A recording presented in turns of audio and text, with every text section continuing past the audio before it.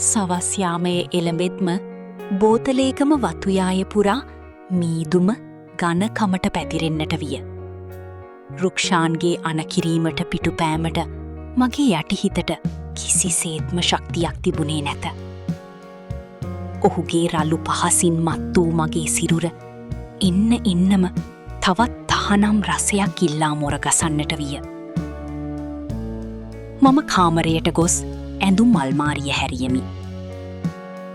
මෙවර මට අවශ්‍ය වූයේ රුක්ෂාන්ගේ දෑස් මාවිතම රඳවාගන්නා අයුරින් සැරසෙන්නටය. මම තද රතු පැහැති දණහිසට ඉහලින් නැති කෙටි පටි ගවුමක් තෝරාගත්තෙමි.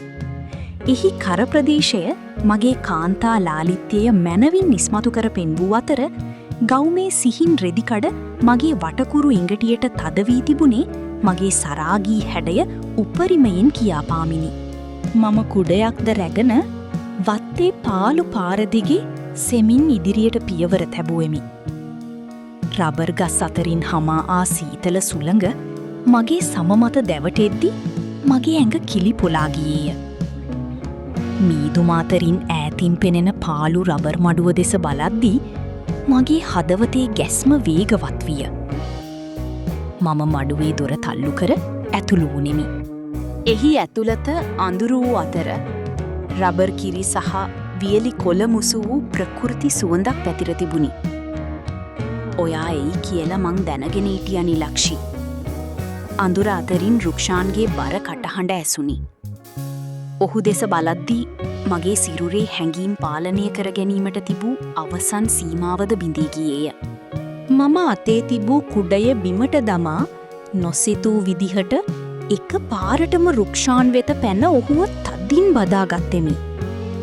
මගේ මුල්ලු සිරුරම ඔහුගේ පපුවට තද වෙද්දී මම මගේ දෑතින් ඔහුගේ හිස පහළට ඇද මගේ දෙතොල් ඔහුගේ තොල් මත තබා ඉතාමත් ආවේගශීලී ලෙස සිප ගැනීමට පටන් ගත්තෙමි.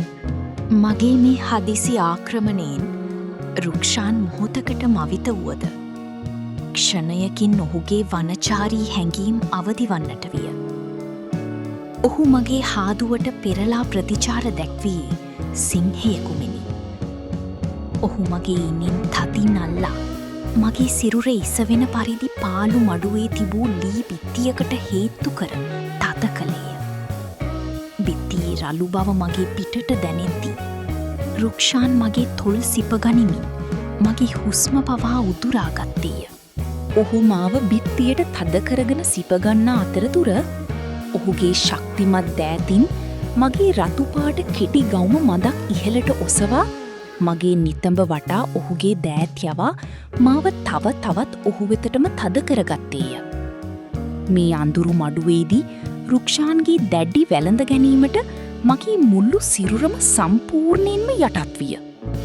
ඔහු මගේ සිරුර ඔහුගේ විශාල අත්ලෙන් ඉතාමත් තදින් පිරිමදිමින් අප දෙදෙනාව ආශාවේ උච්චතම රිද්මයට නතු කරගත්තේය.